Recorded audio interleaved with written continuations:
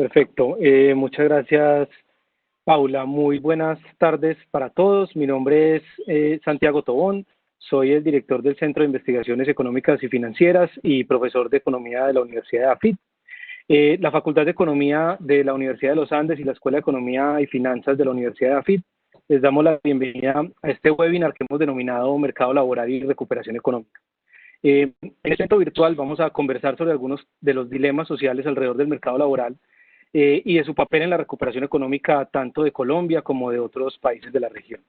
Y para dar inicio a esta conversación, quiero simplemente hacer un breve contexto sobre la forma como algunas disciplinas estudiamos estos dilemas sociales y un poco los resultados que de allí podemos empezar a ver y a valorar.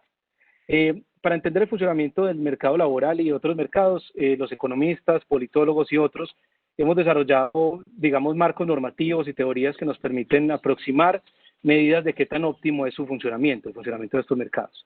Y estos marcos normativos procuran valorar el bienestar individual y colectivo y pueden tener consideraciones adicionales como aspectos como la equidad o la justicia, por ejemplo. Hay algunas situaciones donde las decisiones individuales de los participantes de un mercado llevan de manera natural a un funcionamiento que podría considerarse socialmente óptimo y en estos casos pues no es necesario que los gobiernos intervengan con políticas públicas.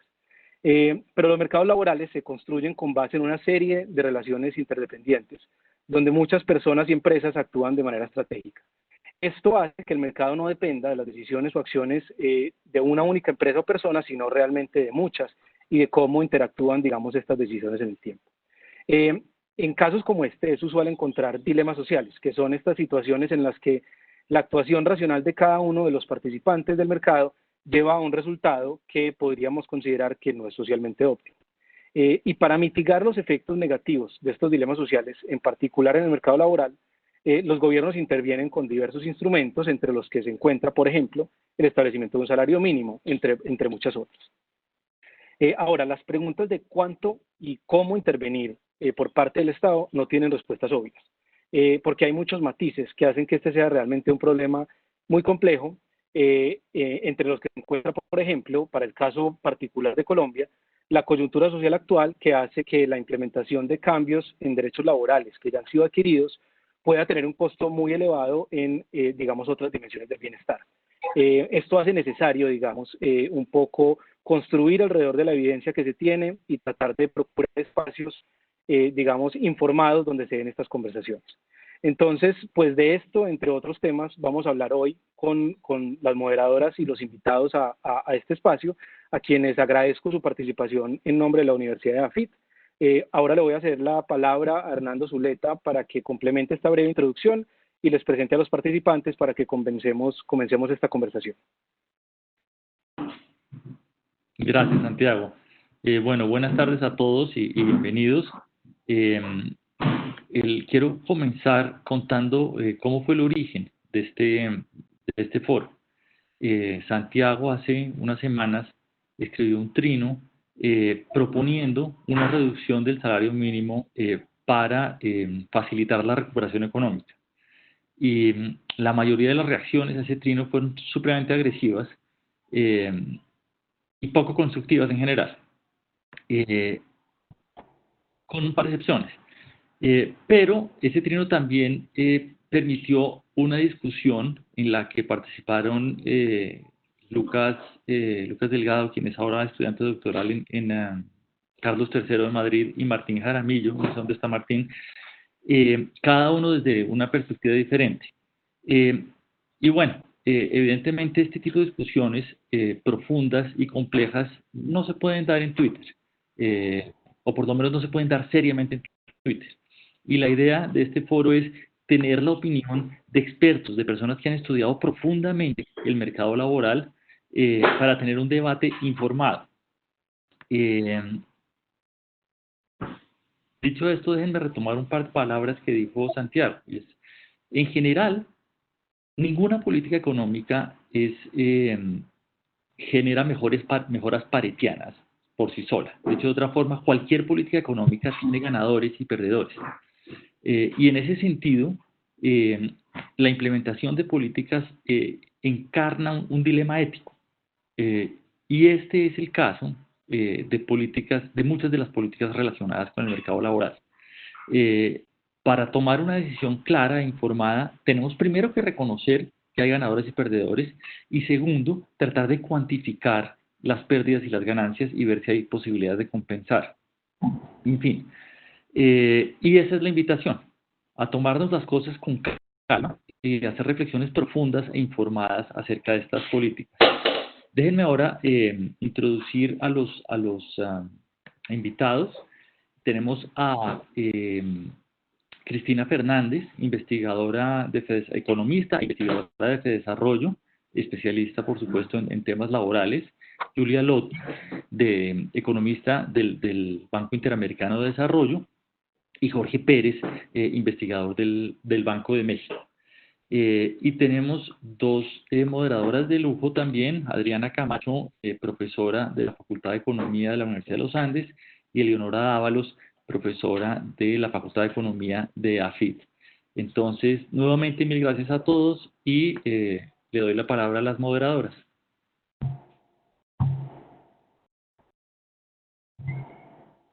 Ok.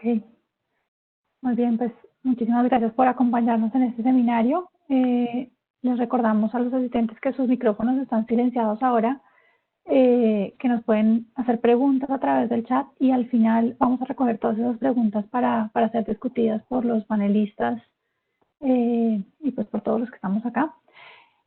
Y pues quisiéramos entonces iniciar este gran debate con una cantidad de personas que nos están acompañando, que es buenísimo que tengamos tanta participación. Y la primera pregunta que queremos hacer para los tres panelistas es, discutamos el efecto que ha tenido el COVID sobre el mercado laboral, sobre el empleo específicamente, y miremos qué indicadores, o cuéntenos por favor qué indicadores han cambiado y ¿cuáles creen que han sido los segmentos que más se han visto afectados por el impacto del COVID? Entonces, si quieres, empecemos con Cristina.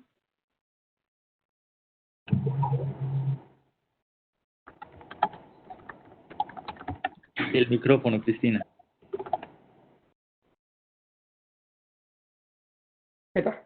¿Me oyen? ¿Me oyen? Ahora sí, ahora sí. Sí. Yo voy a apagar el mío. En efecto, Adriana, en el mes de abril la tasa de desempleo se ubicó en 19.8%.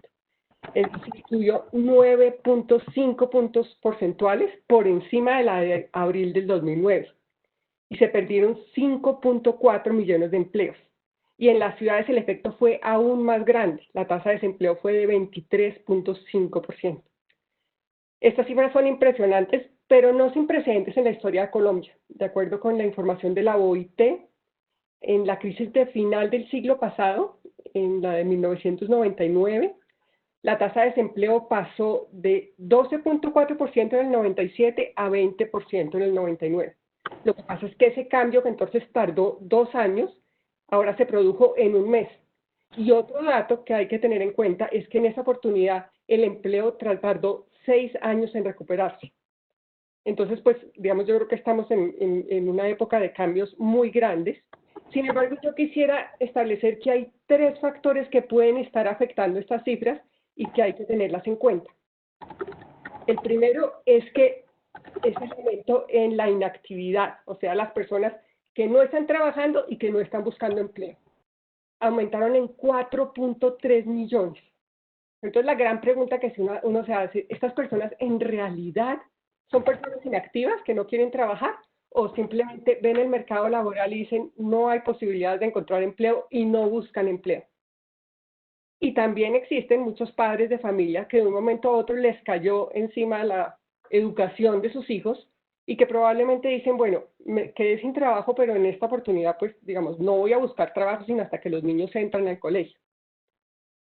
Si uno tiene en cuenta o contabiliza estos 4.3 millones de inactivos como desempleados, la tasa de desempleo sería del 33.7%. Pero bueno, esto ya es, digamos, un extremo. Lo que sí hay que tener en cuenta es que, dadas las características de esos inactivos, en el momento en que se reactive el mercado laboral o en el momento en que los niños entren al colegio, es posible que veamos un cambio brusco en la tasa de desempleo hacia arriba. pero también hay otros factores que pueden estar operando en una dirección opuesta. Y yo creo que el principal es el tema de la informalidad. ¿Por qué? Porque normalmente cuando una persona queda desempleada, puede encontrar un trabajo en el mercado informal que le ayuda a sostenerse mientras tanto. Y esto es muy importante en un país como Colombia, donde la cobertura del seguro de desempleo es tan bajo. Entonces las personas pasan del desempleo a la informalidad. En este caso, como la informalidad está cerrada y no se puede salir a la calle, entonces las personas se quedan como desempleados. Entonces en este sentido se muestra el desempleo en toda su dimensión. Entonces este es un factor que también obra puede cambiar las cifras reales de desempleo. El tercer factor, que yo creo que no hay que menospreciar, es que el DANE hizo un cambio considerable en la muestra y en el número de preguntas. Y además la muestra urbana se hizo por teléfono. Con la gran fortuna que acababa de pasar un censo de población, entonces pudo hacer una estratificación bastante bien hecha, pero de todas maneras los cambios son tan grandes que es posible que pues haya un desacople con la realidad. Entonces, digamos, hay que tener todos estos tres factores al tiempo en cuenta para digamos, mirar con un poco de recelo la tasa de informalidad. Con respecto a los sectores más afectados, me da mucha lástima que este seminario no se haya hecho 1 o 2 días después, porque hoy soltaron los microdatos de abril, o por lo menos hoy me di cuenta que soltaron los microdatos de abril. Entonces se pueden hacer ejercicios realmente interesantes, porque realmente teníamos los microdatos de marzo que no decían mucho porque no alcanzaban a cubrir mucho de la pandemia, pero entonces creo que en 2 o 3 días podríamos tener algo mucho más interesante. De todas maneras, tal como predijimos en un estudio que habíamos hecho en desarrollo, las ocupaciones más afectadas son las personas que no pueden hacer teletrabajo y aquellas actividades que implican cercanía entre personas. Entonces yo creo que ya dejo ahí para Perfecto. Para que de pronto nos complemente un poco, Julia, no sé, ¿qué nos puedes complementar sobre este tema de cuáles han sido los segmentos más afectados y qué impactos ha tenido el COVID sobre el empleo en general? Gracias a Diana, y gracias en general por la invitación. Muy contenta de estar aquí. Comparto todo lo que dice Cristina. A lo mejor puedo complementar un poco pensando en poner en contexto las cifras de Colombia comparado con otros países en América Latina. Entonces, como decía Cristina, se pasó de tener un desempleo en febrero alrededor del 12% a un 19.8%, ¿no? Es un cambio impresionante. Los datos que tenemos hasta el momento para América Latina, por lo menos que yo sepa, son relativos a Chile, México, Perú. Y ahí, porque ya vemos hasta abril lo que está pasando, y ahí también vemos crecimientos del desempleo, pero no son tan fuertes como lo que está pasando en Colombia, ¿no? Que puede ser por varias razones, como las que mencionaba antes Cristina. Pero, por ejemplo, en Chile y Perú llegó hasta un 9%. Claramente el punto de partida era más bajo ya comparado con Colombia. En febrero en Chile tenían un 7.8% de desempleo, mientras que en Perú alrededor del 7%. Entonces, de todas maneras, un aumento, pero no tan fuerte como el colombiano. Mientras que en México la tasa de desempleo es más baja, entonces se quedó por debajo del 5%. Entonces, ya poner esto en contexto como que me parece interesante, ¿no? Muy triste, pero interesante al mismo tiempo. Y por la pregunta que hacías, Adriana, de qué sectores, revisando un poco los datos que presentaba el DANE, hicieron una comparación entre el trimestre de febrero-abril 2020 y el trimestre de febrero-abril 2019, y lo que el DANE reportaba es que las categorías de ocupación que más restaron la variación en la población ocupada son trabajadores en comercio y reparación de vehículos, en industrias manufactureras y también en actividades artísticas y de entretenimiento, ¿no? Entonces, estas son las categorías que más fueron pegadas. Y si uno mira a cuál categorías de empleados, cuáles son las categorías ocupacionales que fueron más golpeadas, depende cómo uno lo mire, pero seguramente los obreros o empleados son una de las categorías que más estaban en la variación de la población ocupada, y también los trabajadores por cuenta propia, ¿no? Pero si uno mira dentro de las categorías, o sea, estos bajaron mucho porque hay mucha gente en esas categorías. Pero si uno mira dentro de las categorías, puede ver que los empleadores, los trabajadores domésticos y los trabajadores sin remuneración tuvieron más probabilidad de perder el trabajo en este periodo, ¿no? Y eso también es impactante. Y por último, las mujeres fueron más impactadas comparado con los hombres. Y también, como decía Cristina, impactó más a ciudades y a algunas ciudades claramente más que otras. Muchas gracias, Julia. Ahora, Jorge, cuéntanos si puedes complementar algo sobre esta pregunta introductoria que nos abre el tema del COVID y el empleo. Si quisieras contarnos algo al respecto. Bueno, muchísimas gracias, Adriana, y muchas gracias pues por la invitación a la Universidad de los Andes y a la Universidad de AFIT, y pues estoy muy contento de poder estar aquí hablando con ustedes de estos temas. La verdad tengo poco que añadir respecto a lo que ya dijeron las dos panelistas. Simplemente quiero volver a resaltar que el choque que estamos experimentando en los mercados laborales es un choque sin precedentes. Estamos viendo unos saltos en los indicadores de mercado laboral que no habíamos visto antes, precisamente por la razón que resaltó Cristina, de que en este choque de pandemia, las pérdidas de empleo que en la anterior recesión del 2008 vimos en 2 años, en este momento las estamos viendo en un espacio de 3 meses. Entonces todos los indicadores están saltando muchísimo.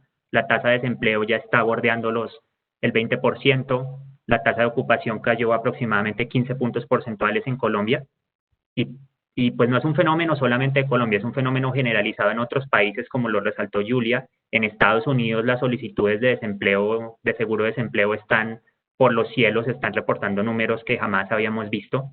En México, el hecho de que la tasa de desempleo no haya crecido tanto es porque hay mucho desempleo oculto. Digamos, si una persona está en la casa y está disponible para trabajar, no cuenta como desempleada, pero si a esta persona la llamaran y le dicen, usted puede trabajar y está disponible para ir, no cuenta. Pero si uno cuenta a esas personas como desempleadas, México se parecería a Chile y a Colombia en todos estos incrementos de desempleo. En cuanto a los sectores más afectados, concuerdo con las dos panelistas en que son los sectores en los que trabajan personas que no pueden trabajar desde casa.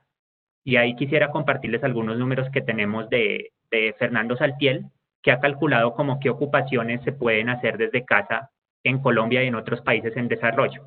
Entonces, en Colombia, un trabajador que lleva a cabo una ocupación de administración o de gerencia, de esos trabajadores, más o menos el 30%, 33% pueden trabajar desde casa, de acuerdo a los números de Saltiel.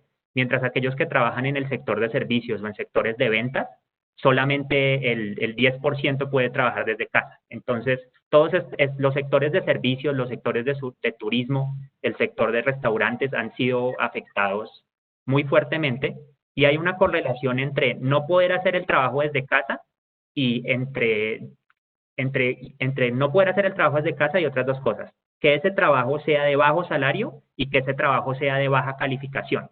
Entonces estamos viendo pérdidas de empleo más concentradas en trabajadores que ganan salarios bajos, de 1 a 2 salarios mínimos. Estamos viendo pérdidas de trabajo más concentradas en trabajos de baja calificación. Es una pena, pero son los trabajos que son más difíciles de llevar a cabo desde casa.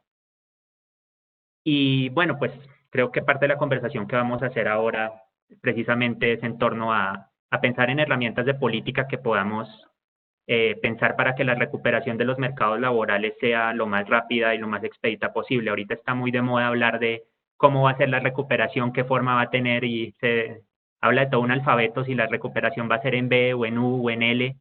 Y creo que nuestra discusión se va a centrar en qué podemos hacer como políticas del mercado laboral para que la recuperación sea una B y sea muy rápida. Perfecto, Jorge, muchas gracias a los tres, y creo que esta pregunta nos abre muchos espacios y muchos temas que vamos a discutir ya más puntualmente para cada uno de ustedes Entonces, le paso la palabra a Leonora para que haga su primera pregunta particular. Genial, muchas gracias, Adriana. Entonces, empecemos a movernos un poquito más en el contexto latinoamericano. Quisiéramos escuchar a Julia, que nos explique un poco qué nos dice la literatura, qué nos dice acerca de los efectos del salario mínimo en el mercado laboral, tanto formal como informal. Gracias, Eleonora. Entonces, el salario mínimo, primero, es un instrumento que se usa ¿para qué? Para intentar combatir la pobreza y la desigualdad. Entonces, primero quiero resaltar esto. Luego, quería dar un poco de contexto teórico sobre los efectos, si los economistas cómo han pensado en cómo el instrumento del salario mínimo puede afectar, porque aunque el intento sea de combatir pobreza y desigualdades, hay que ver cuáles son los efectos más globales, ¿no? Entonces, la teoría nos dice que en un mercado con competencia perfecta tenemos demanda de trabajadores y oferta de trabajadores que se cruzan hasta tener un salario de equilibrio. Punto. Ahora, si en esta condición el país, el gobierno, implementa un salario mínimo por arriba del salario de equilibrio, lo que va a pasar es que los empleadores no van a estar dispuestos a pagar más alto a sus trabajadores y entonces la demanda de trabajadores va a bajar, que quiere decir que vamos a ver un aumento en el desempleo, ¿no? Y además, ¿desempleo de quiénes? De los trabajadores cuyo producto marginal es más bajo del nuevo salario mínimo, ¿no? Que son tendencialmente los trabajadores menos calificados, que son justamente los que estamos intentando ayudar. Entonces, esto como primer marco teórico en que pensar. Pero, en general, en la práctica, hay muchas fallas de mercado, ¿no? Entonces, hay estudios que muestran que, al contrario, poner un salario mínimo puede aumentar un empleo. ¿Cuándo pasa esto? En condiciones normalmente, por ejemplo, de monopolio, donde hay pocos empleadores y muchos trabajadores. Entonces, los empleadores tienen más poder de negociar el salario que quieren, tendencialmente por debajo del salario de equilibrio. Entonces, en esa situación, puede ser que el salario mínimo, que es por encima del salario que los empleadores han negociado porque tienen más poder, aumente el trabajo y el empleo. Y hay datos y hay evidencia sobre este efecto, pero normalmente esto ocurre más en países avanzados. Ahora a Latinoamérica, ¿no? Como en la teoría vemos, bueno, es una cosa más de la teoría, esto es el marco general, pero también tenemos que pensar que normalmente en los países latinoamericanos el mercado es segmentado, ¿no? Hay una parte que es formal y una parte que es informal. Entonces la teoría, de nuevo, aquí es muy parecida a la anterior. En un contexto de competencia perfecta vamos a tener dos salarios de equilibrio para formales e informales y un salario mínimo que va a afectar al sector formal puede que desplace los trabajadores formales hacia el sector informal, ¿no? Pero también hay estudios que enriquecen esto y lo desarrollan más, que dicen que los trabajadores luchan para tener un trabajo formal, entonces en el momento en el que suben los salarios formales, aumentan también el empleo de los formales, pero entonces los trabajadores informales disminuyen y entonces el salario del sector informal aumenta y eso sigue hasta que se llega a un equilibrio.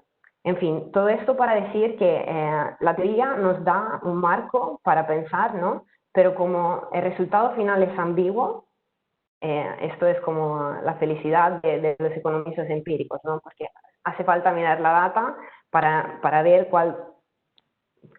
qué es en la práctica lo que está pasando, ¿no?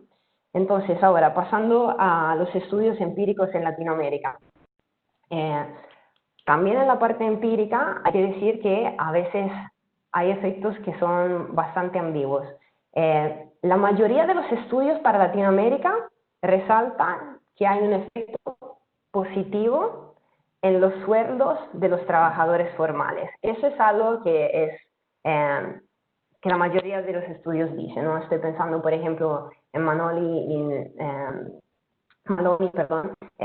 y Núñez Méndez para Colombia, por ejemplo, y ellos encuentran un aumento de los salarios de los formales, o Gendry y Ferrell en Costa Rica, que hicieron muchos estudios sobre Costa Rica, en Costa Rica encuentran un aumento de los salarios formales, o en Brasil se encontró también, por muchos estudios, por ejemplo, Lemos en 2009, en Nicaragua también tenemos efectos positivos en los salarios de los trabajadores formales, ¿no? Entonces, en general, esto es un efecto que en la mayoría de los estudios se encuentra.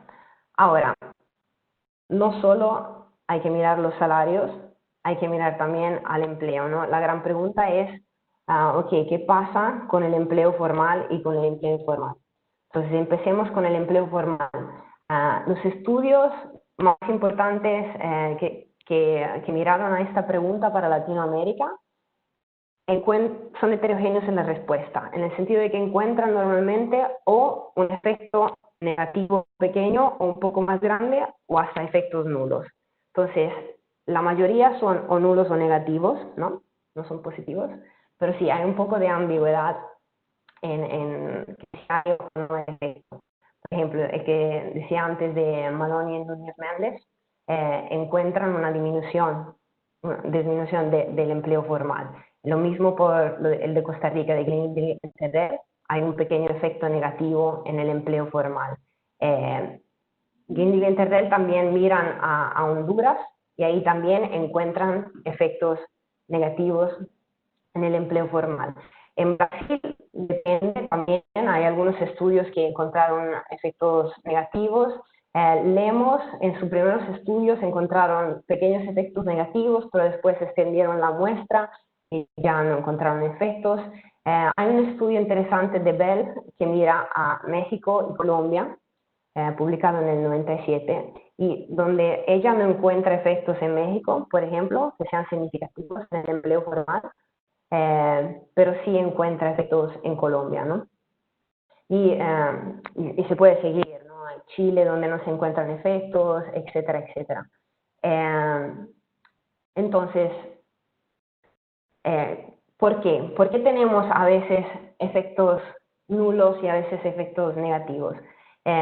Este tema lo estuve trabajando mucho con dos coautores, Julián Messina y Luca Nunziata, y una de las primeras cosas que nosotros ponemos como hipótesis de esta heterogeneidad es que los efectos van a depender de qué tan alto o efectivo o binding, dependiendo de la definición, sea el salario mínimo. ¿Y cómo se define si el salario mínimo es alto en una población? Normalmente un criterio muy usado es ver qué tan cercano es a alguna medida de centralidad de la distribución de salarios. Muchas veces se toma la mediana, ¿no? Entonces, ¿qué tan cercano el salario mínimo es a la mediana? Si es muy cercano, se lo considera alto o efectivo. Si está muy lejos, no. Y esto, por ejemplo, puede explicar lo que encuentra Bell, ¿no? Donde en México no encuentra efectos en el empleo formal, pero en México el salario mínimo es más lejano, ¿no? del salario promedio, mientras que en Colombia sí los encuentra, pero ahí ya el salario mínimo es más cercano. Bueno, esto es una primera hipótesis. La otra cosa es, la otra hipótesis que hacemos es el non-compliance, o sea, la tasa de cumplimiento con el salario mínimo. Un style effect que vemos en el paper que estamos escribiendo es que cuanto más alto, cuanto más efectivo es el salario mínimo, más cercano a la mediana, más es alta también la tasa de incumplimiento con el salario mínimo. O sea, hay más personas que ganan por debajo del salario mínimo, ¿no? Y esto es algo también que pensamos que hay que considerar en los estudios y que es lo que estamos tratando de hacer, ¿no? Dicho esto, también hay que mencionar el efecto del empleo informal, porque hasta ahora hemos hablado del empleo formal, ¿no? Pero el empleo informal que pasa, y ahí también efectos mixtos, muy mixtos. Nosotros en el estudio encontramos que aumentar el salario mínimo en algunos grupos, en algunos mercados laborales, ¿ok? Para decirlo en breve, lo que hacemos es mirar distintos mercados laborales al interno de cada país, y mercados laborales lo definimos por género, educación y edad, ¿ok? Y para cada país, y vemos qué pasa a lo largo del tiempo. Si cuando aumenta el salario mínimo en estos grupos aumenta la informalidad, ¿no? Y tomamos en cuenta dos cosas. Uno, qué tan alto es el salario mínimo con respecto a una medida de salarios, ¿ok? Cogemos el porcentaje 70, pero no importa. El punto es que tan más alto es, o sea, consideramos que tan más efectivo es el alto del salario mínimo, pero también tomamos en cuenta la tasa de incumplimiento, ¿no? Y tomando estas dos cosas en cuenta, lo que vemos es que cuando sube el salario mínimo, cuando pega más a estos mercados laborales, pongamos, por ejemplo, a los hombres que trabajan en Colombia de 30 a 50 años con bajos niveles de educación, este es un ejemplo de los grupos laborales que construimos, vemos que cuando aumenta el salario mínimo, aumenta la informalidad, ¿no? Esto es lo que encontramos nosotros. Pero hay otros estudios, por ejemplo, el de Maloney y Núñez Méndez, que en Colombia ven una disminución, aunque pequeña, del empleo informal, ¿no? Recuerdo que antes dije que este estudio también encuentra una disminución del empleo formal. O sea, básicamente encuentran disminución en ambos, empleo formal e informal, porque aumenta el desempleo, ¿no? Y hay otros estudios que encuentran efecto positivo en la informalidad, efectos nulos o efectos negativos. Entonces, varía mucho. Para dar como un resumen de todo esto, ¿no? Si quisiera resumir en una frase la evidencia empírica sobre Latinoamérica, diría que la mayoría entonces de los estudios muestra que un aumento del salario mínimo aumenta los salarios de los formales, ¿ok? Y sobre el empleo, que normalmente sobre el empleo formal tiene un efecto entre nulo y negativo, y que informal depende del estudio básicamente, y que mucha de esta heterogeneidad, lo que nosotros creemos es que se deba principalmente a dos factores. Uno, qué tan efectivo es el salario mínimo en un dado país, qué tan cercano a la mediana o al promedio o cualquier otra medida de la distribución de salarios, y otro, a la tasa de incumplimiento. Porque si un salario es alto en un país, pero en el país no se cumple con el salario mínimo, difícil que tenga el efecto que podría tener si no.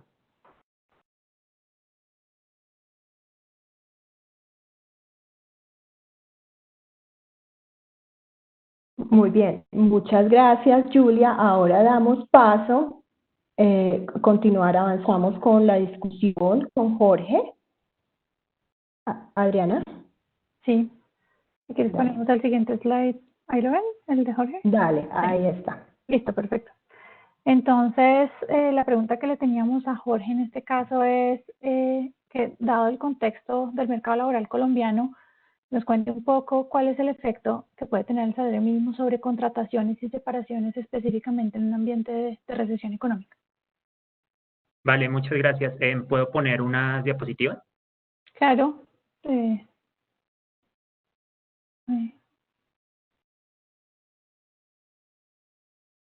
Damos el rol de presentador, ¿cierto? Adelante. Paula, ¿nos ayudas con el rol de presentador para Jorge?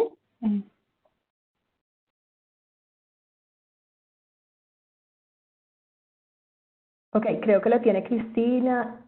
Porfa, David, ¿nos ayudas con el rol de presentador para Jorge?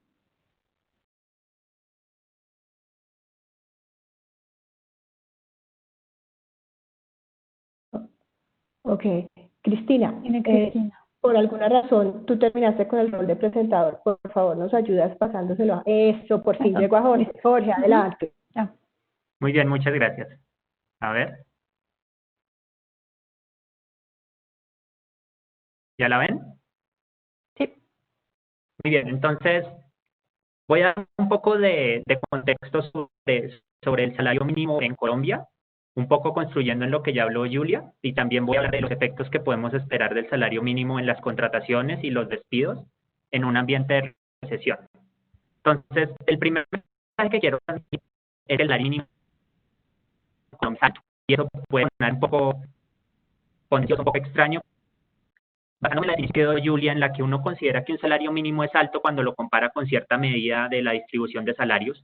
Cuando uno compara el salario mínimo de Colombia con median del ingreso de los trabajadores, el mínimo mundial, o sea, para estos datos de Medina y Silva, era el 80% del salario mediano, del ingreso mediano de los trabajadores. Y eso es alto cuando uno lo compara con otros países que uno pensaría que son comparables, por ejemplo, decir Brasil y Chile. También es alto si uno lo compara con los de la OECD. Ahora ya podemos decir otros países de la OECD. Entonces, si uno lo compara con países avanzados, pues es mucho más alto. Eso tiene componentes, ¿no? En primer lugar, el salario mínimo en Colombia es porque no ha bajado mucho en los reales. Siendo la mesa de concertación a definir cuál va a ser el salario mínimo para el siguiente año, el salario mínimo no puede subir por debajo de la inflación. Eso quiere decir que desde el 99 va a cambiar el salario mínimo la razón por qué ese radio de salario mínimo a salario mediano es alto es porque igual los salarios son bajos en Colombia y son bajos en América Latina respecto a estos otros países OECD que estamos comparando. Pero el mensaje es que el salario mínimo es alto.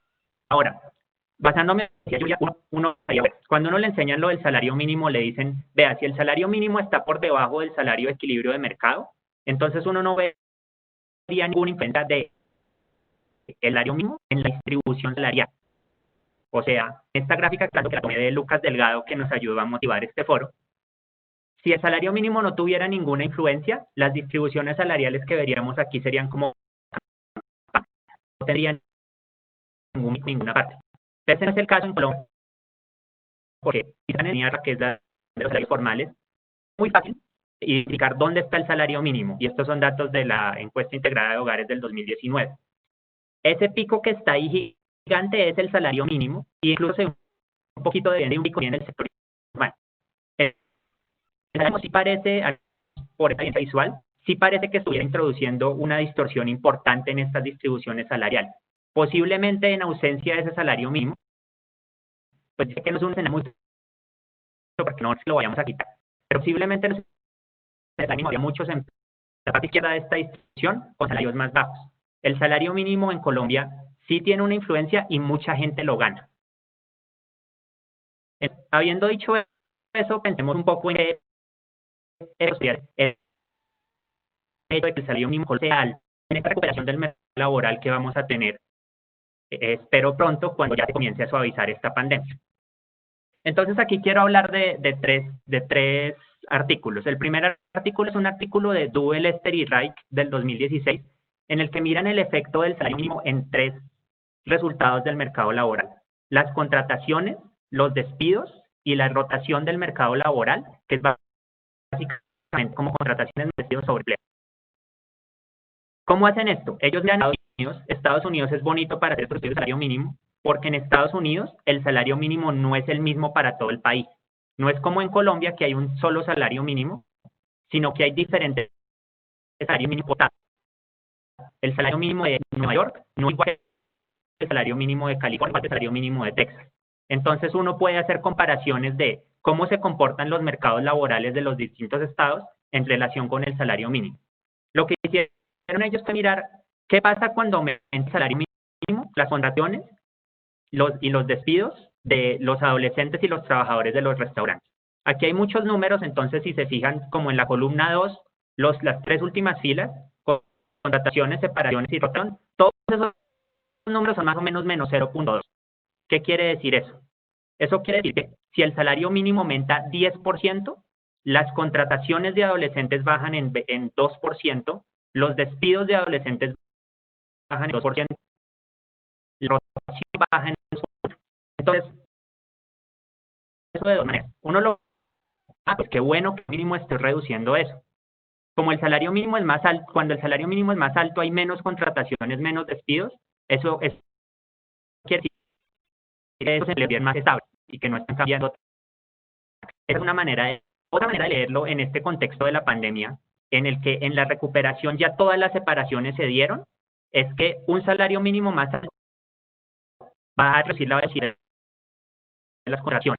Y en un contexto de recuperación, en el que haya contrataciones, recuperación del mercado laboral y que sea flexible, puede ser un obstáculo. Entonces, eso era lo que quería mencionar de este artículo, que un salario mínimo más alto puede ser una barrera a las contrataciones rápidas. El segundo artículo que quiero mencionar aquí es un artículo de Clemens y Wieser en la revista Economía Pública, que salió hace muy poquito, y me parece que es un artículo muy relevante para el contexto que estamos viviendo, porque está basado en como el salario mínimo en Estados Unidos es diferente por estado, Texas y Nueva York son diferentes, ellos tomaron los estados de Estados Unidos y lo partieron en dos. Partieron el país en un grupo que tiene un salario mínimo alto y hubo estados que tienen un salario mínimo bajo.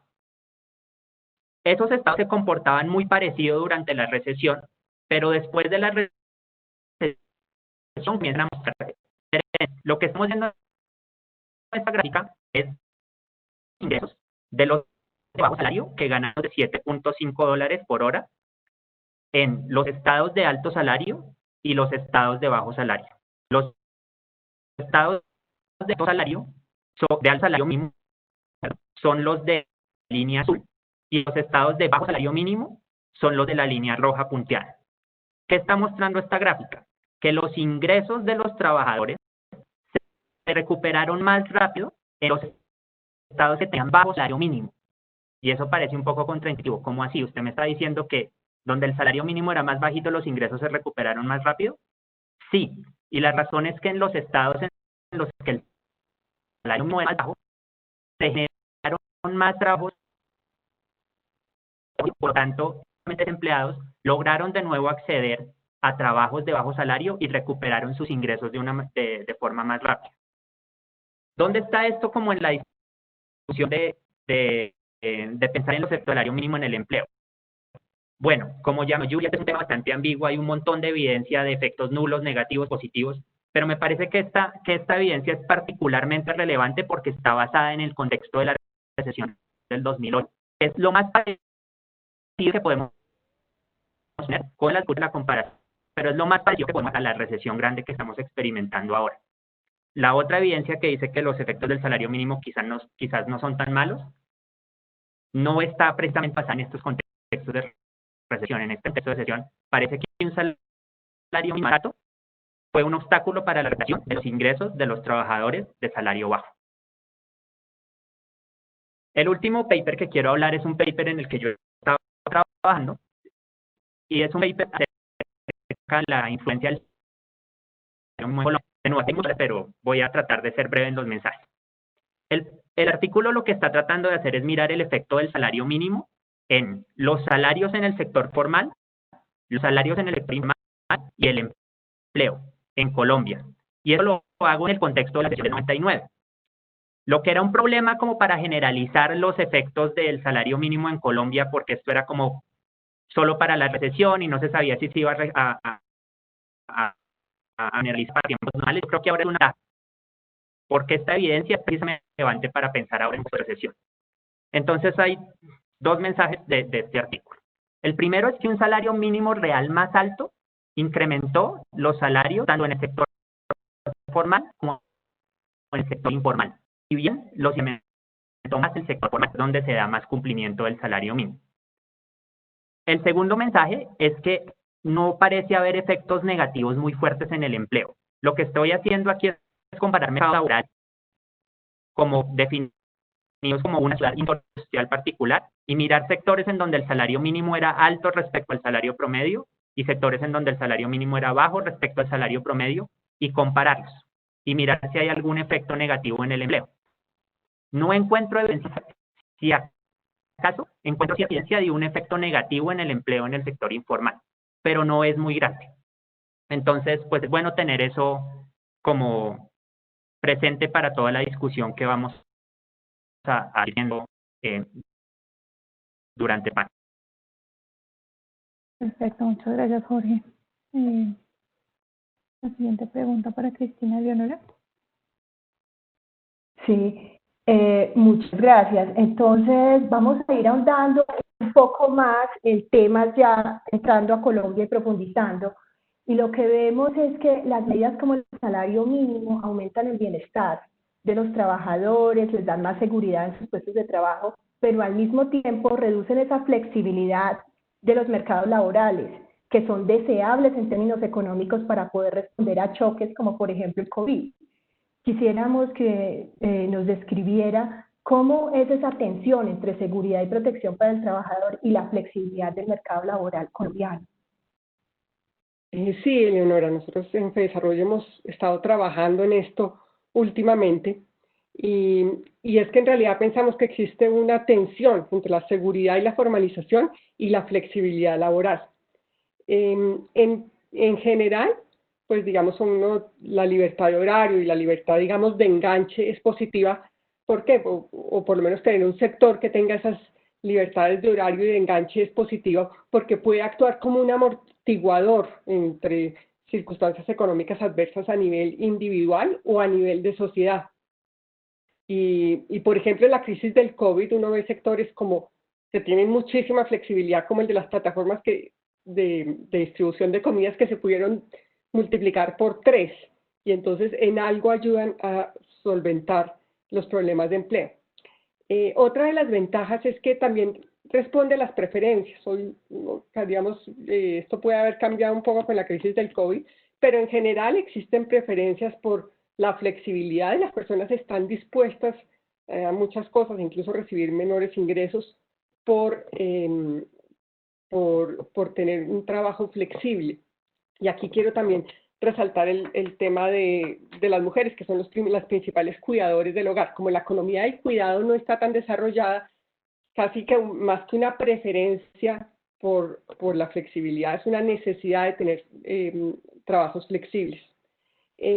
Otra cosa, digamos, otro sentido en el cual la flexibilidad es deseable es que si una empresa puede enganchar y desenganchar empleados más fáciles, pues eso puede ayudar, por ejemplo, a limitar la discriminación, porque tiene menos riesgo con tratar a los trabajadores más vulnerables, como por ejemplo pueden ser los migrantes o los discapacitados. Otro factor digamos, a favor de la flexibilidad es que promueve la innovación, porque si uno puede tener una economía que responde rápidamente a la demanda, que es lo que hoy en día jalona más la innovación, digamos, para eso es muy afortunado tener una economía o un trabajo más flexible. También están los trabajos complementarios. Yo creo que en general hemos sido muy restrictivos con la idea de que es bueno que un trabajador no trabaje más de 40, 48 horas a la semana, pero en algunas circunstancias las personas necesitan trabajar más de ese tiempo. Y eso es muy importante, por ejemplo, en un país como Colombia, en que la clase vulnerable es tan alta. Entonces, es gente que acaba de salir, digamos, de pobre y hay un choque de ingresos y es bueno que de pronto pueda tener un ingreso extra de alguna parte, porque si no vuelve a caer en la pobreza. Pero pues claro, estas ventajas de la flexibilidad tienen también un costo en términos de protección del trabajador. Uno de los cuales es que, claro, si uno lo generaliza a todo el mercado laboral, entonces puede que las firmas quieran concentrar trabajos en pocas horas o poner exigencias de trabajo, digamos, de disponibilidad extrema, o sea, hacer que una persona esté disponible todo el tiempo y solo utilizarla unas pocas horas a la semana. Otro riesgo es que, valga la pena la redundancia, es que si hay mucha flexibilidad, se le pasa todo el riesgo de la operación al trabajador, y eso se ha hecho presente en, digamos, la situación que han enfrentado los trabajadores independientes durante la crisis del COVID. También hay problemas, digamos, de desatención del bienestar a largo plazo y de capacitación. E incluso hay limitaciones, digamos, legales que no permiten, digamos, cuando hay flexibilidad, darle capacitación a los trabajadores. Esta tensión se ha puesto más de presente, digamos, con las circunstancias actuales, especialmente porque hay que buscar alguna manera de recuperar el empleo. Pero históricamente, ¿cómo ha funcionado? Tenemos un sistema o un segmento formal con niveles muy bajos con niveles muy altos, un sistema, trabajo asalariado muy formal y con niveles altos de protección al trabajo. Y un sector independiente que funciona con amplia flexibilidad, pero con bajos niveles de formalidad. Entonces, digamos, en Colombia más o menos esto se divide entre 50 y 50%. Esto es una tasa bastante alta, y el número de trabajadores cuenta propia sí que es alto, es como el doble de los países de la región, es cercano como del 40%, mientras que el promedio de los países latinoamericanos tienen una tasa de trabajadores cuenta propia cercano al 20%. De todas maneras, el arbitraje entre estos dos sectores se encuentra limitado por las condiciones del trabajo independiente, como la libertad de horarios y la independencia, es decir, un almacén de cadenas, pues puede que no esté interesado en contratar un trabajador que llega cuando quiera, vestido como quiera. Entonces eso, digamos, ha impedido un arbitraje entre los dos sectores. Sin embargo, algunas barreras, digamos, de ese arbitraje no son deseables, una de las cuales, o digamos, no son efectivas. Una de las cuales es, por ejemplo, la capacitación de los trabajadores independientes. Porque, digamos, el Estado también, como por formalizar esas medidas, puso a la disposición de que los trabajadores independientes, si recibían alguna capacitación, digamos, estaban creando una relación laboral con el que estaba proveyendo la capacitación.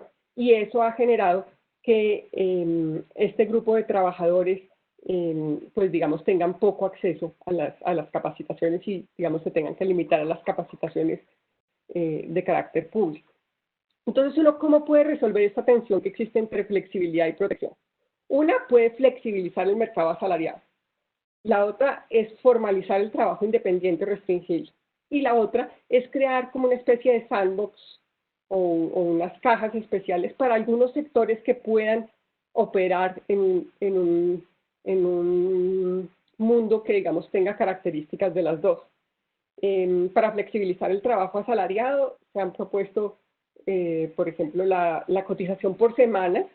Mucha gente le tenía miedo a la cotización por semanas porque decía, independiente, pues todo el mundo se va a pasar a trabajar a cotizar por semanas, y pues yo lo que veo es que no ha tenido ese efecto, pero pues hace falta realizar la evaluación de esta medida. También están las cotizaciones por horas que se ha planteado, pero pues todavía no se ha hecho efectiva. Otra medida es el piso mínimo de protección social. ¿Cómo son medidas en este sentido? Los países en desarrollo, ¿cómo han solucionado los países desarrollados, cómo han solucionado esta fricción que existe? Yo creo que lo más interesante es el modelo de flexigurity que tienen estos países nórdicos, en que pueden contratar y descontratar trabajadores muy fácilmente, pero al mismo tiempo tienen unos seguros de desempleo muy, muy fuertes y unas capacitaciones muy fuertes. Entonces el paso, digamos, entre un trabajo y otro no es traumático. Entonces, digamos, ese es un mundo ideal, pero llegar allá es complicado. Entonces, digamos, esto es una manera, flexibilizar el trabajo asalariado. Otra sería formalizar el trabajo independiente o restringirlo. Yo quiero hablar aquí más particularmente de la restricción que existe en Colombia para cotizar por debajo de un salario mínimo. Quiero mencionarla un poco después. Y la otra, pues digamos, como ya lo dije, es crear esta sandbox que tenga características de las dos. Yo creo que no, yo creo que por ahora dejemos así. Muy bien, muchas gracias, Cristina. Entonces ahora damos paso a otra sesión de preguntas distribuidas y para eso nos acompaña Adriana.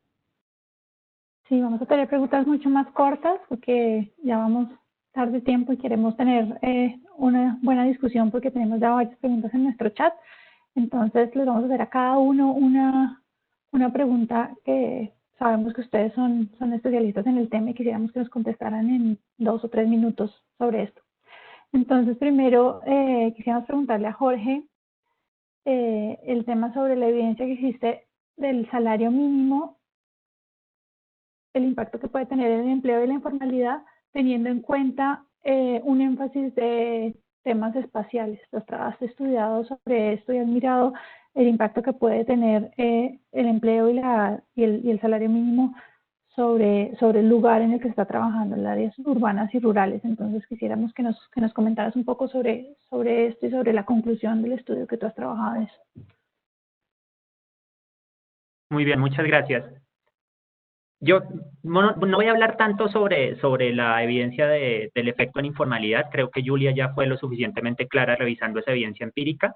Mi frase ahí sería simplemente que hay mucha menos incertidumbre acerca del efecto en informalidad que sobre el efecto en empleo. O sea, en el efecto en empleo, como que en la literatura tenemos estimaciones en todo lado, efectos cero, efectos pequeños, efectos grandes, pero parece haber mucho más consenso en la literatura de Latinoamérica acerca de que un salario mínimo más alto reduce la probabilidad de que un trabajador pase del sector informal al sector formal.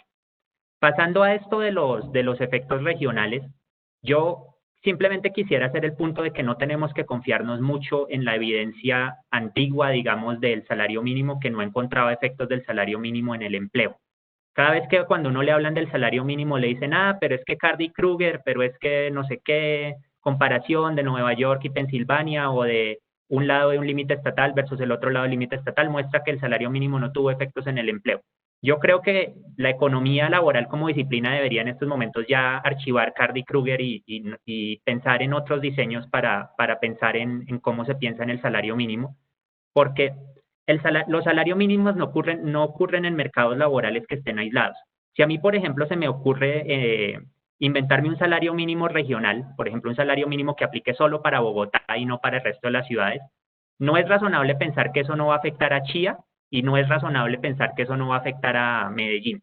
Obviamente va a haber respuestas en torno a la migración y cambio en el lugar en donde la gente vive y en donde la gente trabaja, porque los mercados laborales están interconectados. Y hay mucha evidencia que está mostrando que este es un efecto importante. Hay, digamos, 3 artículos recientes, uno de Joan Monraz en Barcelona, otro de Wei-Lock Chang en Oxford y otro en el que yo he estado trabajando, que muestran que salarios mínimos más altos pueden reducir la migración a ciertos lugares. Entonces, si yo pongo un salario mínimo más alto en Bogotá, de pronto va a venir menos gente de Chía y va a venir menos gente de otras ciudades. Y esos artículos que tienen en cuenta eso de los derrames regionales del salario mínimo tienden a encontrar efectos mucho más negativos en el empleo de bajo salario de un salario mínimo más alto. Entonces, mi punto aquí es que toda esta evidencia que tenemos pasada que dice que de pronto el salario mínimo no tiene efectos en el empleo tan fuertes, hay que cuidarse mucho al leerla, porque esta dimensión de los efectos regionales del salario mínimo, de la interconexión de mercados laborales, es importante y puede cambiar las conclusiones en torno al salario mínimo. Perfecto, muchas gracias. ¿Quieres, Eleonora? Sigue con la pregunta para Julia. Muy bien, Jorge, muchas gracias. Por hacer tanto énfasis en los efectos que hay en diferentes regiones y cómo irradian otras zonas. Vamos a estas preguntas para Julia. Ya nos contó acerca un poco del mercado laboral en términos de Latinoamérica. Nos contaste cómo afectaba los mercados laborales formales e informales. No sé si nos quieres contribuir un poco más y contarnos en el mercado laboral colombiano específicamente, ¿cómo afecta ese salario mínimo a la informalidad? Gracias, Eleonora, de nuevo. No, por supuesto. Entonces, bueno, primero voy a citar el trabajo de Jorge, que publicaron en World Development sobre Colombia justamente, ¿no? Que mencionaba antes. Él, por ejemplo, encuentra, a ver, en general la evidencia es muy parecida a lo que se encuentra en Latinoamérica. Él también encuentra que hay un aumento en los salarios formales, ¿no?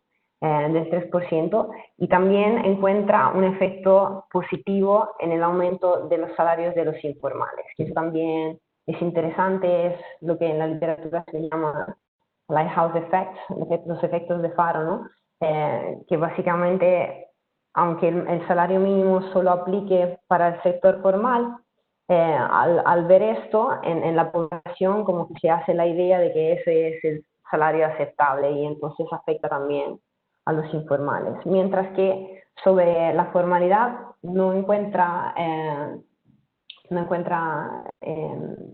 efectos significativos. En general,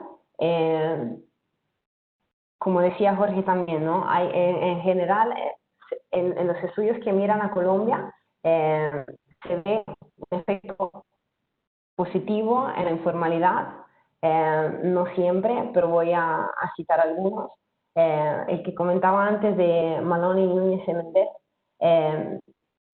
donde ven un efecto positivo en el salario de los formales, ven también un aumento, una disminución, perdón, del empleo formal, pero también del empleo informal, porque aumenta el desempleo, ¿no?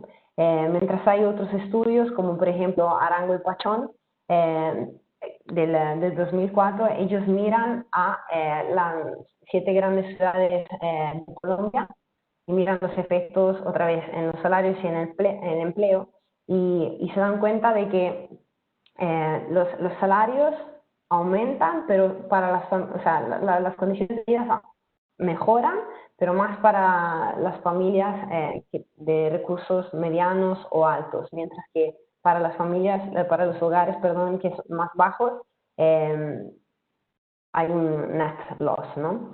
Y ellos también encuentran que, por lo que tiene que ver con el empleo, que aumentar el salario mínimo disminuye la probabilidad de tener un empleo, sobre todo para las mujeres, los jóvenes y los trabajadores con niveles más bajos de educación, ¿no?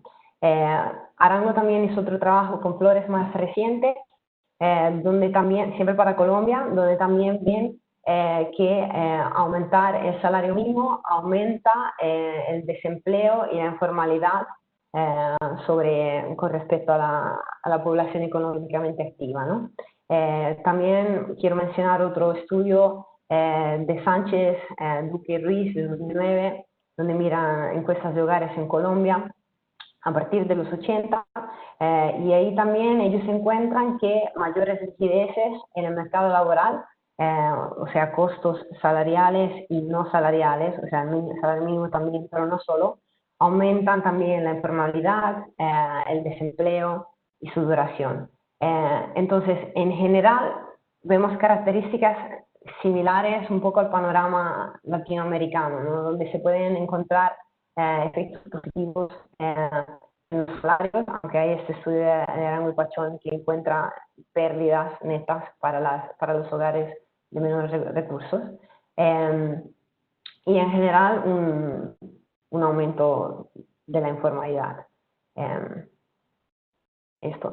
Sí, también quiero subrayar lo que decía antes Jorge, ¿no? El mercado colombiano es muy particular. El salario mínimo es muy cercano a la mediana.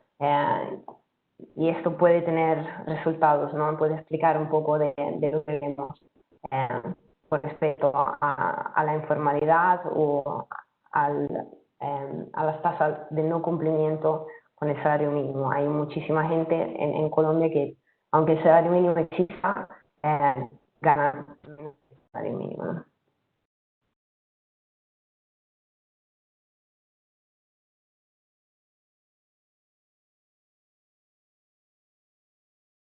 Ok, muy bien, gracias Julia. Entonces, ahora damos paso a la última pregunta de esta sesión corta de preguntas, en cabeza de Adriana. Dale. Y realmente vamos a retomar un tema del cual ya nos ha hablado Cristina, y es ¿qué opciones tenemos para las cotizaciones de empleados que tienen un ingreso base de cotización menor al salario mínimo? ¿Qué propuestas hay para tratar de flexibilizar esto y incentivar la formalización? Sí, Adriana, en efecto, yo creo que más que, además del problema del salario mínimo, algo que afecta muchísimo es que la cotización mínima en Colombia sea de un salario mínimo. Y voy a explicar un poco más en detalle este aspecto. En Colombia existen 23.3 millones de ocupados, más o menos la mitad de estos ganan menos que un salario mínimo. Y la mayoría de los que ganan menos de un salario mínimo son trabajadores independientes y en su mayoría trabajadores cuenta propia. Y tenemos que en los trabajadores cuenta propia que ganan menos de un salario mínimo está concentrada la mitad de la informalidad del país. O sea que si nosotros queremos tratar el tema de la informalidad, nos tenemos que concentrar ahí. Y es muy importante señalar que estos trabajadores que ganan menos de un salario mínimo y que son cuenta propia, no están obligados a cotizar. Pero claro, como no tienen la protección suficiente, pues son considerados como informales. Y es más, requieren de la informalidad para tener algunos beneficios como cobertura de riesgos profesionales o como las afiliaciones a las ARLs que en esta coyuntura se han vuelto tan importantes. Y no es que, no es que no puedan cotizar a un salario mínimo, sino es que tienen que hacerlo a una base de cotización que es más o menos el doble de su salario. Es decir, los trabajadores cuenta propia, más exactamente, ganan, espérense acá, ganan en promedio, los trabajadores cuenta propia que ganan menos de un salario mínimo en Colombia, y que estamos hablando cerca de 7 millones de personas, ganan en promedio cerca de 400.000 pesos, y la base de cotización es 800.000. Entonces, el porcentaje que tienen que dedicar a la cotización es casi del 60%, mientras que en el promedio de asalariados es cercana como al 14%. Entonces existe una disparidad en que hace que sea supremamente costoso para estos trabajadores, formalizarse. Existen algunas razones para que exista esta cotización mínima, que son muy loables, como que se quiere dar fuerza a la política del salario mínimo y se quiere asegurar que las personas tengan una pensión digna, pero esto está dejando por fuera un porcentaje muy importante o dejando sin una opción viable a un porcentaje muy importante de la informalidad. Y también con una prevalencia tan alta de estos trabajadores informales que ganan menos de un salario mínimo, uno se pregunta si es mejor buscar algunos esquemas de cuasiformalidad en que puedan cotizar, sobre una base un poco menor.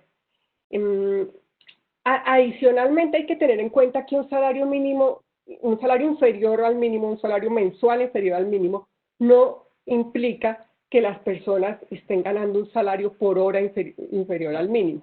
Es decir, hay personas que pueden estar trabajando de manera parcial, pero como trabajan de manera parcial, no alcanzan a llegar al mínimo, así ganan un salario mínimo por hora superior al mínimo. En Colombia existen 1.5 millones de personas que reciben menos del salario mínimo y más de un salario mínimo por hora. O sea, son personas que trabajan tiempos parciales. Y como les digo, no existe una medida viable de cotización para estos trabajadores. Entonces, pues, las opciones, yo creo que hay que trabajar un poco en estas opciones. Una opción es el piso mínimo de cotización. Sin embargo, pues hay unas preguntas con respecto a este piso. Por ejemplo, solamente se encuentra diseñada para los trabajadores que están en el régimen subsidiado y crea una diferencia, arbitraria con respecto a los trabajadores que no están en el régimen subsidiado. Y estos trabajadores no tienen ninguna otra opción. Tampoco es claro si esta afiliación, del piso mínimo de protección social, cómo va a operar para los trabajadores cuenta propia que ganan menos de un salario mínimo, porque ellos no estaban obligados a cotizar. Entonces, ¿va a ser de carácter voluntario o se les va a obligar? Si se les obliga, pues afecta más aún a esta población. Entonces, yo creo que es bueno, digamos, definir algunas cosas que aún se encuentran pendientes. Pero pues definitivamente yo creo que es muy importante concentrarnos en este punto. A uno le dicen siempre, no, esto es una cosa constitucional, no se puede cambiar, pero hay que tener en cuenta que la mitad de la informalidad está ahí. Muchas gracias, Cristina, por estos datos tan particulares e importantes para conocer en Colombia. Ahora vamos a pasar a una pregunta general, de abrir el espacio de preguntas generales, y le doy la palabra a Leonora también para que haga una pregunta particular ahora. Muchas gracias, Adriana. Muchas gracias, Cristina. Y creo que ya vamos llegando al momento quizás más esperado para todos, y era el momento en que combinemos qué nos dice la evidencia científica y lo enmarquemos en el contexto colombiano. Entonces, básicamente hemos escuchado la revisión que se ha hecho de los diferentes estudios. Entonces, ahora, con base en esa evidencia científica y enmarcados en la legislación colombiana, ¿qué nos dice la legislación colombiana? El artículo 56 de la Constitución establece que hay una comisión permanente integrada por el gobierno, los representantes de los empleadores y de los empleados para concertar políticas salariales y laborales, ¿ya?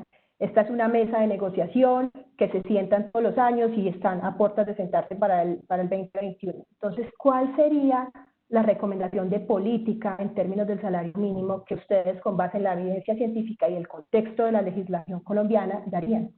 Si quieren, arrancamos por Julia. Gracias, Eleonora. Yo lo que quiero hacer es pensar un poco juntos, basados en la evidencia, en los trade-offs, ¿no?, de usar en general el instrumento de salario mínimo. Y retomando algunos de los puntos que ya hemos tocado en la discusión, ¿no? Entonces, en Colombia el salario mínimo es muy cercano a la mediana, también es muy cercano al promedio, es un 60% del promedio, y comparado con otros países en América Latina es alto, aunque hay otros que también son altos. Comparado con la OECD, como decía también antes Jorge, es hasta más alto, por muchas razones. Y comparado, por ejemplo, con países cercanos como Perú o Ecuador, es muy similar. Bolivia ya tiene un salario más lejos de la mediana, ¿no? Pero entonces, el salario mínimo es alto, podemos decir. Pero añado a esto otro elemento. Parece alto más que lo es, porque en realidad, si luego miramos toda la distribución de salarios, que es otro punto que se decía antes, ¿no?, vemos que el 40% de los trabajadores, y esto lo digo basado en la última encuesta que tuve acceso, la de 2018, vemos que el 40% de los trabajadores en Colombia gana menos del salario mínimo, ¿no? Entonces, parece alto, pero al final tampoco es. O sea, hay como estas dos maneras de verlo, ¿no? Porque no se cumple con la ley en muchas ocasiones, por la alta informalidad y no solo. Algo parecido se ve en Perú y Ecuador, mientras que en Bolivia es un 23%. Los trabajadores que ganan por debajo del salario mínimo. Entonces, ¿por qué digo esto? Para llamar lo que decía antes, uno de los last facts que vemos cuando estudiamos estas cosas. Con Julián y Luca estamos mirando cómo el salario mínimo afecta a 59 países en desarrollo, ¿no? Y cuando uno mira una gráfica de qué tan alto es el salario mínimo comparado con la mediana, y qué tan alta es la tasa de incumplimiento con el salario mínimo, de una relación positiva, que es la misma que yo estaba comentando ahora con los países andinos, pero en más escala, ¿no?, con más observaciones, con más datos. Entonces, ¿qué quiere decir esto? Que cada vez que tengamos un salario más alto, más efectivo, más binding, también hay esta relación con la que vamos a tener una tasa de incumplimiento más alto. Es un last fact, ¿no? Entonces, es como quiero subrayar este trade-off, porque es como un paquete completo.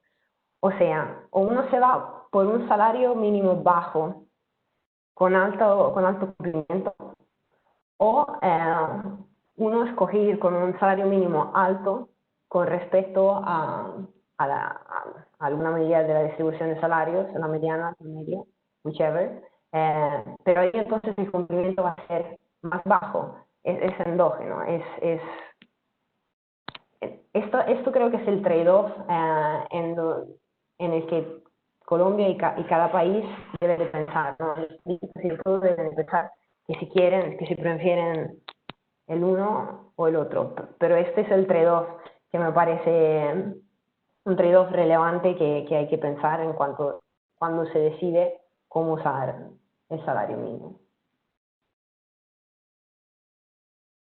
Muy bien, gracias Julia por plantear esos trade-off que hay.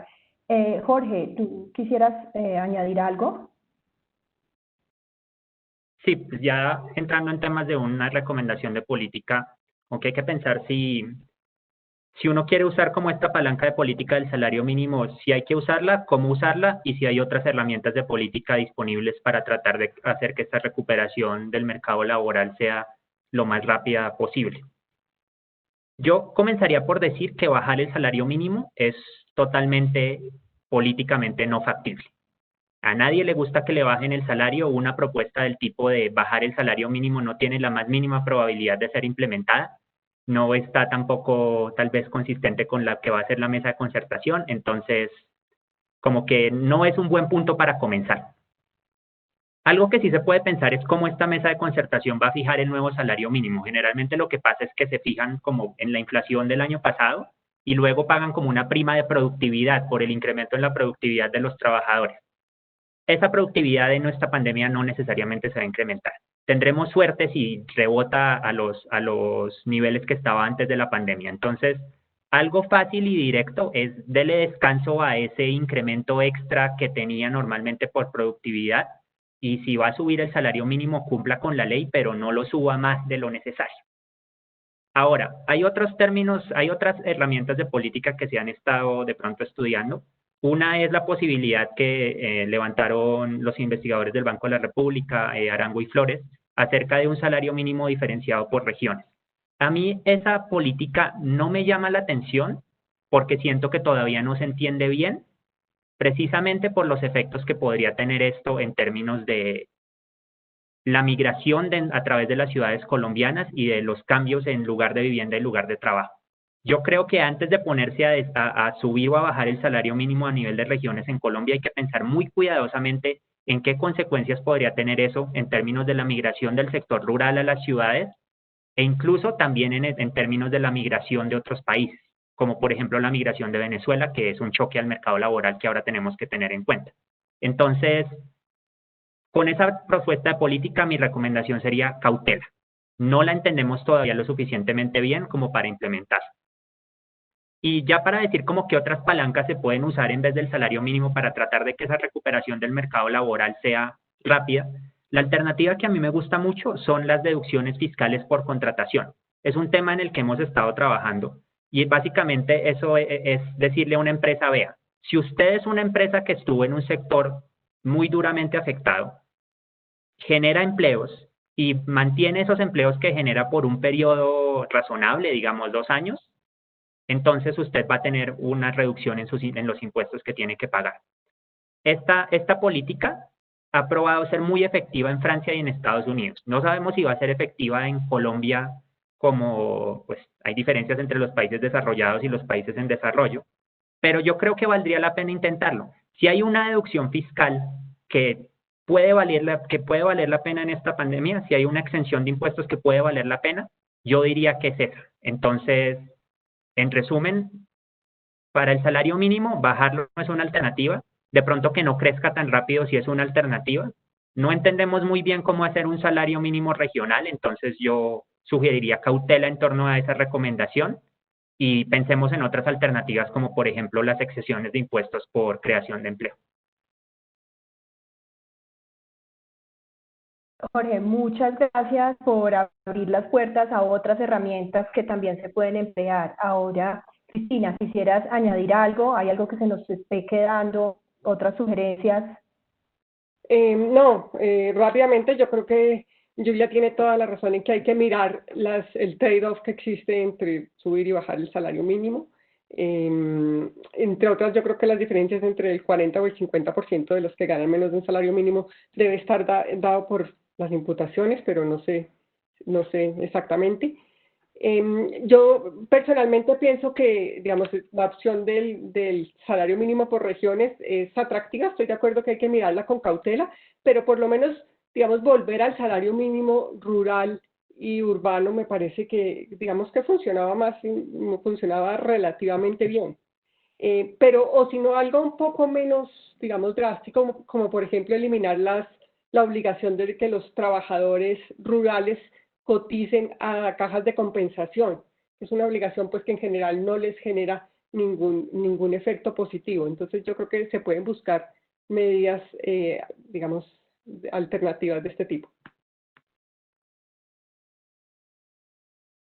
Excelente, muchas gracias Cristina. Más y más alternativas de cómo se puede enfrentar esta crisis y cómo podemos pensar la negociación que viene. Entonces, ahora pasamos a las preguntas del público. Adriana tiene una.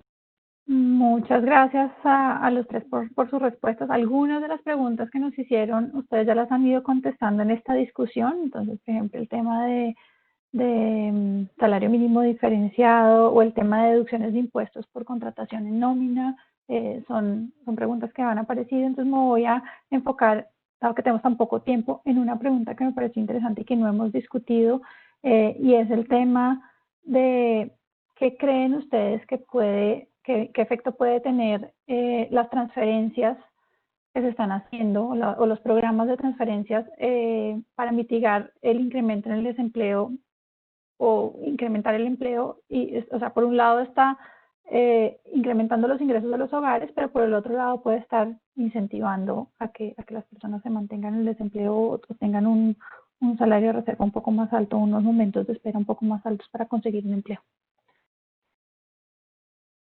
Entonces, no sé si alguno de ustedes quiere hablar sobre el tema de transferencias. Me lancé Dale, Julia. en modalidad suicida porque no sé exactamente la respuesta, pero eso me parece una pregunta muy importante. Lo que se me ocurre un poco es, a ver, no sé los otros panelistas y por favor que añadan más, no sé exactamente la respuesta por lo que tiene que ver con las transferencias, pero se me ocurre un poco la literatura sobre el Universal Basic Income, ¿no? Donde es muy parecido a la pregunta que ponías. Si tener una renta básica, ¿no?, aumenta el desempleo. Hago referencia a esto porque es la pregunta que nos hacemos un poco todos, ¿no? Si tenemos plata, esto nos desincentiva a trabajar, ¿no? Entonces, lo que dice esa literatura, aunque todavía no hay millones de estudios, pero hay casos donde esto se ha implementado y se ha estudiado, es que, bueno, primero, como siempre, se encuentran efectos variados, pero en este punto del desempleo, la mayoría de los estudios que hay no encuentran que eso, tener una renta básica, desincentive el empleo. Okay. Entonces, este punto me parece interesante. Otro punto que quería añadir, pero como para ayudar a la discusión, ¿no?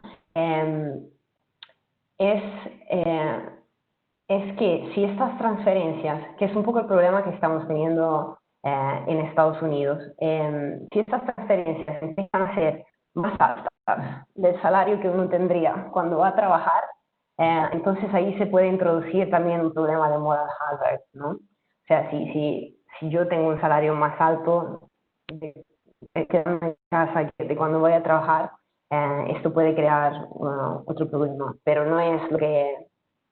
Este es un problema particular que estamos teniendo en Estados Unidos. Estos dos puntos solo para añadir a pensar en el tema, pero dejo a los otros panelistas que seguro saben más que yo.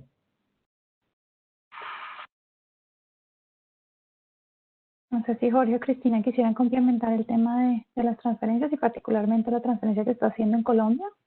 Sí, yo yo diría que estoy de acuerdo con lo que dice Julia, pero en esta circunstancia especial sí es un factor para que las personas pues no busquen empleo, porque entre otras, si están los niños en la casa, si no hay, digamos, no hay muchas posibilidades de encontrar empleo, pues yo creo que esto me incentiva aún más a no tratar de buscar empleo. Entonces, yo creo que en esta circunstancia especial puede tener un efecto un poco mayor. Desde hace rato en el mercado laboral también estábamos viendo una caída en los trabajadores cuenta propia y una reducción en el salario que estaban ganando los trabajadores cuenta propia, que yo creo que tiene alguna relación con el aumento de las transferencias, con las transferencias que venían recibiendo.